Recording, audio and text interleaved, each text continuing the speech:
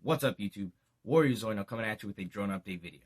Today what we're going to be doing is looking at the updates, upgrades, time, effort, and money that I've been putting into the Mjx Bugs 3 and to see what we have accomplished so far.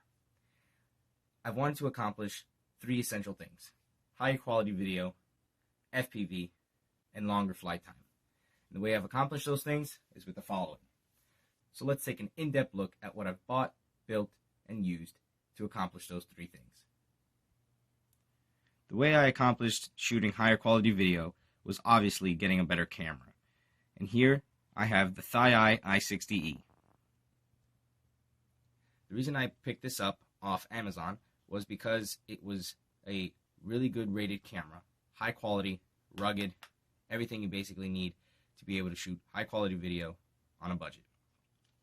I got this camera for $62, which again is not a bad price for the specs, which I'll get into shortly. But basically it comes with this GoPro-esque type case. It's waterproof up to like 197 feet, so that's pretty good. I mean, I won't be flying my drone in water, but hey, I have an action camera now to do those type of things. So you can close that up. Set that aside. So looking more in depth to the camera, what we have is mainly what I picked it up for is because it shot 1080p at 60 frames per second. And the reason I wanted not necessarily 1080p, but the 60 frames per second is really important because that makes your videos look super smooth. And plus it has a LCD display on the back so you can see what type of shot you're getting, which is pretty good. It also has Wi-Fi capability so you can connect it straight up to your mobile device, iOS or Android, download their free app, and you can see it basically FPV over Wi-Fi, so your range won't be as big, but you still get the option to view it via FPV. You can take snapshots, video. It does record in 4K. It does it at 30 frames per second, which again is not too bad for 4K. However, if you really want that smooth HD video, I'd suggest going 1080p, 60 frames per second. So we can go ahead and hold down this button here in the front. You hear their chime, and the screen illuminates. Here you can see that you can see me. You can see it's pretty high speed because that's 1080p 60 frames per second again. So that's really what I basically purchased this camera for. You can go through the settings here real quick. We can take snapshots, slow-mo. This would be your gallery essentially, and your settings. So again, this would be my on budget way to accomplish that first goal of higher quality video. So I'll basically take a quick video with it so you can basically judge based on what you see on the video and let the quality speak for itself. Just pan around a bit.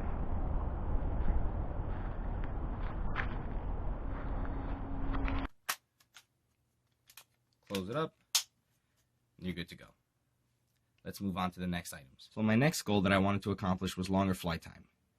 And the way I went about it was to purchase, of course, batteries, but not just any batteries. I purchased 3 7.4 volt, 2200 milliamp hour batteries. And I'll explain to you the reason why I did so. These are the batteries that I ordered. They are Tenergy 30C high power LiPo pack, 7.4, 2200 milliamp hours. Links for all these products will be in the description below where you can purchase them from where I purchased them. So back to the batteries. If you look at the original battery that it came with, we can see that it is 7.4 volt, 1800 milliamp hours. And basically this gave me, with everything attached, I would say 10 to 15 minutes. So basically I set out on a mission to try to find batteries that would fit the same profile yet have higher capacity. And I just so happened to fall upon these little guys, which are actually, it's very interesting. It's a lot smaller, however, it has so much more capacity. So that was interesting and something I need to test out to make sure that it's not just a label, it's actually on the inside. But the problem that I encountered when I ordered these new batteries was the connectors were not the same. So this is an XT30 connector right here. Just want to make sure that focuses. XT30 connector. And that is used to go directly into the quadcopter. So you can imagine my distress when I bought these. Of course, I knew it wasn't going to come with that, but I ordered adapters for it, and they weren't the right adapters either. So I had to do some surgery, and basically what I did is I took one of the connectors that I ordered and cut the connector it came with off and put on my own wire, soldered it, put a shrinking tube so nothing shorts out, and basically I have a working battery now, and they both have the same XT30 connector. So now I'm expecting the two connectors for these to come in the mail soon, and I'm going to do the same thing to those batteries, and we'll be good to go. On to the next. The last and most advanced accomplishment I would say would be attaching this FPV system to my Mjx Bugs 3. So I'm going to pop the hood and I'll show you all the wiring that I did on the inside to get this to work. To pop open the Mjx Bugs 3, it's quite simple. You just pull up from the edge that's curved over. You can see this one runs over, this one does not. So you just take that and push up, and that's it. Do that on all four sides. And here we go. So underneath the hood it looks complex, but do not fear, it is not complicated at all. So this Elite 600 milliwatt hour is basically the whole system that you need to install on your quadcopter, and you must supply power for it. So at first what I did is I looked at these ports here. These ports, this one with the 3 and this one with the 2, which I'm currently using. This one for some reason only gave out 5 volts, and this, as you can see, it doesn't say it on there actually, but it requires 7. 7 is the minimum. 20 was the maximum, I believe. So that's why I needed to find a place I can get higher voltage so I can transmit the signal better. So this port, which was used to control that headlight in the front, if you guys remember, gave actually out 8 volts. So that was perfect for what I needed to do. So what I did is I took off the LED, put my own wire, shrinking tube again, and then I just basically connected it to the power of this system right here. Power. Don't pay attention to this yellow, red, and black wire, just this one for now. This is the power. And then what this yellow, black, and red wire is the camera. So the camera runs to a connector under there, you can see, right under there. So it turns into black, white, and red.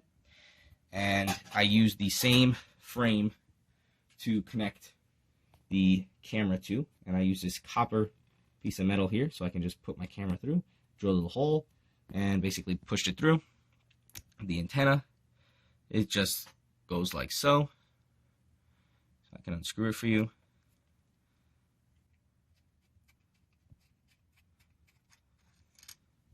And there you go. So you can see everything is pretty much all done inside the drone, which is what I actually really liked and was really happy with, that it all worked out.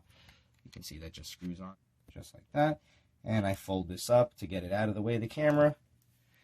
So we have a nice FPV shot. So next piece of equipment that I purchased and we'll take a look at is the Vision Plus FPV goggles. Looking at the Vision Plus FPV goggles, I would say this is a budget way to accomplish FPV. The reason being is because for the price tag, it's not too bad. Won't put too big of a dent in your wallet. However, you'll get these similar results of high quality FPV goggles. So looking into it a little bit here, we can see we have our power right at the top here, plus and minus. We have our buttons to change channels, brightness, contrast, RBG, things like that. It's actually quite comfortable. It's not that heavy at all. And I would actually recommend this to someone trying to get FPV done for a budget price. Now there was another thing I had to think about, was how to power this. I could of course always use one of these. However, I bought this for the drone and I thought it would be better to get more flight time out of the drone so I can capture more footage and have a bit more fun than just looking through some goggles. So what I did is I went into my shop and I found that I have a couple of these batteries here. These batteries are pretty heavy, bulky. However, I have a side bag that clips onto like your belt strap or belt that you can hold 2 of these. So you can just take that and put it to this. Now the way I used the wire it came with from this to go to something like these positive and negative terminals was, if we unravel it here, we can see that right here is the connector used to connect at the top for the FPV goggles. You can see you just push it on right here, and basically it's just wired to one of these standard power supply ports. This is all it comes with. So I needed something to go to this, to the battery. What I did is I took a power supply from any standard appliance like phone chargers and things like that. Older ones, not newer ones, because newer ones use USB, of course, but the old ones used to use this. And what this is the basic adapter that I needed to fit this. So if you put them on together, that makes the joint connection, and now I have all this extra wire to run to the battery. And then right here we just split it off here. Now to make it easier to attach to a battery, I just simply put some alligator clips on each end of the wire, and now you take the end of these and you just attach them to your battery. Now if we look through the FPV goggles, and you can see inside there that the screen is on. It's not showing any signal, of course, because the camera is not transmitting anything. However, you can just pop this on your head real quick and you're good to go. Now I'll give you an idea of how that FPV camera looks, just in case you're interested in purchasing one. You can just go ahead and put in the battery, turn it on, and the signal will sync up right away. We can go ahead and power up the drone. Just take our battery that we made ourselves here. And we're up and running. Now we'll turn this around here, grab our FPV headset to take a look through the screen. And as you can see, you are seeing a live transmission of the video from the perspective of the drone. So you just slip these on, and now you are good to go. One last great thing that I liked about this FPV goggles was that it has video out and in. And the reason that's very good is because, let's say down the line you don't want to necessarily look through your goggles anymore. So what you'd be able to do is take the wire that it came with. It's a standard 3.75 millimeter headphone jack. I'm pretty sure that's what it's called. If not, just whatever. So you can just go ahead and put in your out. Put that into a regular wire. Again, headphone, like an aux cable. And basically take that and get an adapter to VGA or RCA, something like that. So you can find one of those on Amazon. Put it to a regular screen, and you're up and running again. You can see what this sees essentially through another screen. So that's another reason why I really like that. Plus, it makes flying with friends a lot funner, because funner's not a word. Well, for the amount of times people say funner, I think it should be a word. Okay? Webster, whoever writes the dictionary, I don't care. Put funner in there. Got it? Good. So that's pretty much all the updates we have made on the Mjx Bugs 3 drone.